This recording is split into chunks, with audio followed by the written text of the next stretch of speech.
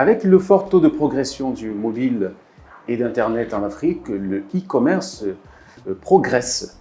Et du coup, il a eu une idée géniale de mettre en place un cabinet qui accompagne les e-commerçants. Le nom du cabinet, c'est John Spark. Et le nom, celui qui est derrière, c'est Simon Bellec que je vous présente et qui est un ancien de Jumia. Il va vous en dire un peu plus tout à l'heure. Il est notre invité sur le plateau du Point de l'Entrepreneur aujourd'hui. Bonjour Simon et bienvenue sur... Alors, bonjour, merci de m'inviter. Je découvre la chaîne et j'ai regardé hier, j'ai trouvé que c'était magnifique et ça permettrait effectivement d'aider, de nous accompagner dans nos différents projets entrepreneuriaux. Alors Simon, j'ai commencé l'émission en disant que le fort taux de pénétration d'Internet et du mobile, ce n'est pas encore le summum, est un bon indicateur qui montre que le e-commerce a de l'avenir en Afrique. Est-ce que je me suis trompé dans cette analyse? Non, le taux de pénétration est un indicateur, oui. Il y en a beaucoup d'autres. Hein. Oui. D'abord, il y a la démographie, parce que pour vendre, il faut qu'il y ait oui. une population qui soit capable de consommer. Donc, il y a la démographie qui est en croissance et c'est quelque chose à encourager. Oui. Il y a effectivement le taux de pénétration qui est en croissance également. Si on prend les chiffres entre 2012, où le e-commerce est véritablement implanté, parce qu'avant, il y avait le e-commerce, mais ce n'était pas vraiment le e-commerce tel qu'on le pratique aujourd'hui. Oui. Si on prend cette année-là aujourd'hui, il y a une croissance qui est partie de 0 à plus de 25% en fonction des sources en fonction des sources de ces chiffres-là. Mais aujourd'hui, là, elle parle déjà de 30%. Donc ça, c'est un indicateur. Vous avez un autre indicateur qui est le taux de pénétration au mobile, parce que la première source de connexion à Internet aujourd'hui, c'est le téléphone. Tout à fait. Donc, on parle de plus de 80% également. Donc, les chiffres tous les indicateurs sont ouverts en tout cas pour... Tous les indicateurs sont ouverts. Du coup, Simon a créé le cabinet d'accompagnement des e-commerçants. Brand Spark, il sera question de parler de cela et surtout de l'avenir du e-commerce en Afrique, le long de cette autre édition de votre émission, Le Coin de l'Entrepreneur. Bonjour et bienvenue à tous et à chacun.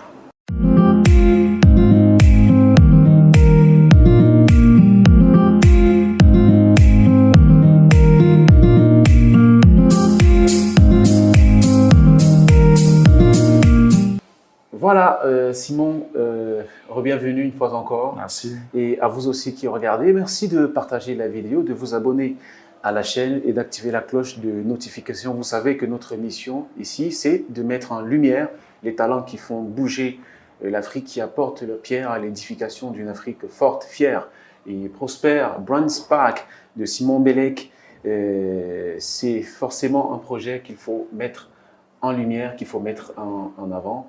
Déjà, Simon, d'où te vient l'idée de Brand Spark, concrètement? Alors, je le dis tous les jours, je suis rentré dans le e-commerce par effraction, parce que ce n'était pas le e-commerce, c'était pas ma vocation à la base. Hein. Si vous demandez à mes parents aujourd'hui ce que je fais, personne ne vous dira. Parce qu'ils vous diront, écoute, je vois beaucoup parler de e-commerce, même pas ce que ça signifie. Alors, je suis entré dans le e-commerce en 2015, au début de 2015, donc quelques mois ou quelques années après l'implantation de Jumia au Cameroun. De Jumia, oui. Où j'ai eu la chance, effectivement, de faire un peu le tour. On m'a confié certaines responsabilités. Oui, parce qu'il faut le dire, Simon a été responsable de la communication, pour Jumia au Cameroun et en Afrique centrale. Voilà. Donc, on m'a confié beaucoup de responsabilités. Et surtout, j'ai été au cœur un peu de la publication de beaucoup de rapports. Notamment, j'ai participé à la rédaction, même à la publication du rapport qu'on appelait l'Hospitality Report Cameroun, qui parlait en fait de l'environnement du tourisme et du e-tourisme au Cameroun. Oui. Ensuite, dans un autre projet, on a lancé Jumia Mobile Report, qui donnait en fait les indicateurs sur le marché du e-commerce et du mobile au Cameroun. Alors, ces indicateurs, ces chiffres m'ont permis de comprendre que j'étais dans une mine d'or et que voilà, il fallait qu'on essaie de le booster. Et Jumia était le seul acteur effectivement qui postait. Alors, à la sortie de Jumia, si vous voulez, on en parlera bientôt. Il y avait beaucoup d'opportunités qui se présentaient. Est-ce que suivre Jumia dans les pays où il est encore, où il exerce encore, la Côte d'Ivoire, le Sénégal, etc. Est-ce que rester au pays et aller travailler dans des entreprises plus connues, les entreprises de consommation, les grandes enseignes connues, ou alors aller même encore plus loin, c'est-à-dire que travailler avec un acteur de e-commerce qui existait, ou alors penser à autre chose. Nous, on s'est fixé pour objectif, on s'est dit qu'il y avait un marché porteur, il y avait une opportunité, et ça pour tout le monde, parce que depuis des années, on dit que le Cameroun n'a pas de e-commerce à lui-même. On s'est dit qu'il fallait faire quelque chose. Et donc, du coup, on a pensé, des amis et moi, à mettre en place un cabinet d'accompagnement qui pourrait donner un coup de pouce vraiment à la croissance et au rayonnement de ce secteur d'activité. Oui, comment ça marche, BrandSpark? Qu'est-ce que vous faites concrètement? Qu'est-ce que vous apportez aux e-commerçants ou aux entrepreneurs qui veulent se lancer dans le e-commerce? Alors, ce que nous on fait, c'est ce que les agences de communication font pour les marques. En gros, c'est que nous, on travaille avec des entrepreneurs qui veulent se lancer dans le commerce électronique. On leur fournit beaucoup de choses. D'abord, premier des choses, on leur fournit les indicateurs du marché. D'accord. Parce qu'ils ne les ont pas. D'accord. Donc, nous, on les accompagne vraiment. L'analyse de l'environnement. Voilà, dans l'analyse de l'environnement. Parce que l'e-commerce, ce n'est pas Jumia, ce n'est pas le modèle Jumia. Il y en a beaucoup. Il y a beaucoup de modèles. Vous avez le bon point, voilà, on en reparlera. Donc, on les accompagne vraiment dans la compréhension des chiffres du marché, dans la modélisation de leur plan d'affaires. Parce que vous voulez vous lancer dans le e-commerce, on vous indique un peu comment on construit son plan d'affaires, jusqu'où on va, comment on trouve les financements. Comment même on met en place son affaire, et ensuite on les accompagne vraiment dans la communication, dans la mise en place, et voilà quoi, comment on appelle ça, la mise en relation avec les partenaires locaux, voilà, complètement ça qu'on fait. Et est-ce que vous avez l'impression que les gens accrochent, que les gens sont intéressés? Est-ce que vous avez de plus en plus des gens qui vous proposent des projets, qui demandent l'accompagnement? Il y a énormément d'initiatives dans l'e-commerce au Cameroun, contrairement à ce que les gens pensent. Il y a énormément d'initiatives. Et qu'est-ce qui explique cette explosion-là? Bon, c'est une question à deux volets, quoi. Ouais. Alors, il y a deux choses. Hein. Il y a beaucoup de personnes qui se lancent là-dedans parce qu'ils ont l'impression que Jumia était suffisamment fort et Jumia n'est plus là, il faut qu'ils se lancent. Donc, ça, c'est une erreur de penser comme ça. Mais il y a de véritables entrepreneurs, effectivement, qui se disent qu'il y a une réelle occasion de construire l'histoire de ce secteur au Cameroun et même en Afrique. Oui. Parce que l'Afrique a besoin effectivement de participer à cette histoire-là qui devient une histoire qui a pris toute la planète. Le Cameroun était par exemple 10e pays africain en janvier 2019. Malheureusement, cette année, on ne peut pas être classé parce qu'on n'a pas d'acteurs forts. Il y a beaucoup d'initiatives, des initiatives qui sont légitimes. Le marché est porteur, il y a énormément d'opportunités, donc c'est normal qu'ils s'y lancent. Et après le départ de Jumia, justement, avant Jumia, il y en a d'autres qui ont fermé boutique au Cameroun. On constate que ça n'a pas, douché l'enthousiasme des entrepreneurs qui veulent se lancer dans le e-commerce. Comment comprendre ce paradoxe? Là, un géant comme Jumia qui s'en va, mais ça ne douche pas l'enthousiasme des gens qui veulent se lancer dans le e-commerce. Alors, comme je disais en off, celui qui va se lancer dans la création d'une plateforme de e-commerce ou d'une entreprise de e-commerce en basant toutes ses références sur les départs de Jumia ou bien sur les modèles de Jumia, faire fausse route. Pour la simple raison que Jumia, c'était un mastodonte qui avait des financements, qui pourrait financer son entreprise même sur 100 ans. D'accord. Et donc, du coup, qui n'avait pas les mêmes objectifs qu'un entrepreneur qui vient, qui a besoin de mettre des sous et qui pense directement à la rentabilité. Donc, ces entreprises, les trois sont partis. Il y a 3 géants qui sont partis. C'est Discount, Afrimarket et Jumia qui sont partis. Ils sont partis pour des raisons diverses, hein, peut-être liées à leurs actionnaires qui ont besoin de se concentrer dans d'autres marchés. Mais ça n'empêche pas que le secteur soit porteur. Et comme je vous expliquais tout à l'heure, c'est que les indicateurs disent quoi? C'est qu'on a une classe moyenne émergente, même si elle est naissante au Cameroun, elle est émergente dans beaucoup de pays africains. On a une croissance démographique, on a la présence de grands enseignants au Cameroun. Donc ces chiffres, et on a un taux de pénétration qui est élevé, donc les Camerounais commencent de plus en plus à consommer Internet. Je vous donne même un chiffre. Hein. L'année dernière, le Cameroun était à 7% de sa population Internet qui consommait e-commerce.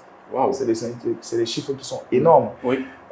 Si vous lancez une plateforme de e-commerce, un indicateur clair, le Cameroun, c'est plus de 6 millions d'utilisateurs Internet. J'ai envie de dire 10 en fonction des sources, comme je disais tout à l'heure. Si vous avez un seul million qui vient faire les courses chez vous, vous êtes milliardaire l'année qui suit. Un seul million qui tourne chaque jour et qui font les courses chez vous, vous êtes milliardaire l'année qui suit. Donc, c'est des indicateurs que nous, on comprend et qu'on peut partager avec les entrepreneurs qui se lancent aujourd'hui. Donc, le marché est porteur et la sortie ou la mise en veille des activités de Jumia ou bien la sortie des autres n'enlève en rien, effectivement ça. Donc, beaucoup ont compris, beaucoup d'e-commerçants ou d'entrepreneurs ont compris au Cameroun. Donc, vous leur proposez un accompagnement en termes de rédaction du projet, mais aussi de formation, parce que l'impression qu'on a aussi, c'est que on se bat encore. Oui, je dis, parce que je fais beaucoup de formations derrière dessus, sur le e-commerce, que ce soit avec le gouvernement ou bien avec des partenaires privés. Et au cours de mes conférences, je le dis toujours, le e-commerce reste encore une secte au Cameroun. Je le dis pas pour effrayer, je le dis, c'est un groupe de privilégiés encore qui ont bénéficié de la présence de Jumia et donc qui sont formés, qui ont l'expérience pour faire ça. Et donc, chaque fois qu'il y a un entrepreneur ou un acteur qui veut s'installer au Cameroun, il pense d'abord aux employés de Jumia pour pouvoir exercer. Oui, oui. Malheureusement, il faut qu'on quitte de cette étape-là. Donc, il faut penser à la formation. C'est pour ça, effectivement, qu'on a mobilisé, d'abord, on mobilise tous les acteurs, tous les anciens de Jumia qui ont une expertise avérée. Et maintenant, tous les acteurs qui sont là pour pouvoir mettre en place d'abord une association. On va créer l'association des professionnels du secteur qui a déjà lancé du gouvernement, du ministre du Commerce. Et ensuite, l'année prochaine, on va lancer une académie de formation des jeunes qui vont se lancer dans l'e-commerce et qui sont effectivement des bons sujets pour les entrepreneurs, pour les entreprises qui s'installeront dans ce secteur d'activité, comme on est en Afrique. Oui. Alors, tout à l'heure, Simon, vous évoquiez le fait que certains ont voulu copier le modèle Jumia, qui n'est pas forcément en phase avec nos réalités conjoncturelles. Je ne sais pas si c'était ça le fond de votre pensée, mais vous avez également évoqué des divers modèles qu'on peut utiliser dans le domaine du e-commerce. Il y a les marketplaces et que sais-je encore. Est-ce qu'on peut expliquer clairement à nos téléspectateurs quel est le modèle qui est plus adapté aux réalités africaines pour l'instant dans le domaine du e-commerce? Alors, est-ce qu'il y a un modèle qui est adapté aux réalités ou alors est-ce qu'il y a un modèle chaque modèle est fonction des objectifs, du budget, du capital de chaque entrepreneur qui veut se lancer. Jumia, c'est un modèle de marketplace. Donc, c'est une place de marché. C'est-à-dire que c'est une plateforme dans laquelle chaque entreprise peut proposer ses produits comme elle les propose en offline. Et que vous avez toutes les entreprises, par exemple, de la télécom, qui peuvent chacune individuellement venir proposer ce service. C'est ça un site de petites annonces? Non, ça, c'est une marketplace. C'est une place de marché. Et le modèle est beaucoup plus compliqué. Parce que quand vous commandez votre produit, vous avez besoin d'être livré. Donc, il y a une chaîne opérationnelle qu'il faut mettre en place, et c'est les capitaux. Il y a d'abord la technologie qu'il faut mettre en place, d'abord elle-même. Ce n'est pas juste un site que vous voyez comme tout le monde fait. C'est un ensemble de technologies ou de sites qu'on met en place pour pouvoir gérer tout le business. Parce que le business va de la commande jusqu'à la livraison. À la livraison. Et voilà, en passant par le marketing que vous connaissez là. Donc, c'est des modèles qui demandent énormément de capitaux. Et la preuve, c'est que chaque année, vous entendiez que Jumia faisait des levées de fonds énormes. Je n'ai pas envie de citer les sommes ici. Donc, ce n'est pas que ce n'est pas un modèle adapté, mais c'est que c'est un modèle qui nécessite quand même des capitaux et de l'expertise. Est-ce que nous les avons, ces capitaux-là? Nous les avons, mais est-ce qu'on a l'expertise pour pouvoir aller convaincre les investisseurs? C'est là la question. Parce que pour avoir ces capitaux, c'est des actionnaires, c'est des investisseurs. Est-ce qu'on a l'expertise pour aller demander? C'est ça la question. Il doit avoir certainement cette expertise. À côté de ces modèles-là, vous avez le modèle de petites annonces qu'on appelle les classifiés en anglais. C'est des sites, simplement, vous avez créé votre plateforme, vous faites de la mise en relation. C'est-à-dire que vous avez une caméra. Mise en relation, un client, un vendeur, c'est tout. Le vendeur, j'ai une caméra, je vais la proposer sur ma plateforme, je mets mon numéro de téléphone. Le responsable de la plateforme n'intervient même pas dans la transaction parce que le numéro de téléphone est là et ça se passe en dehors de lui. Donc ça, c'est un modèle que tout le monde peut faire.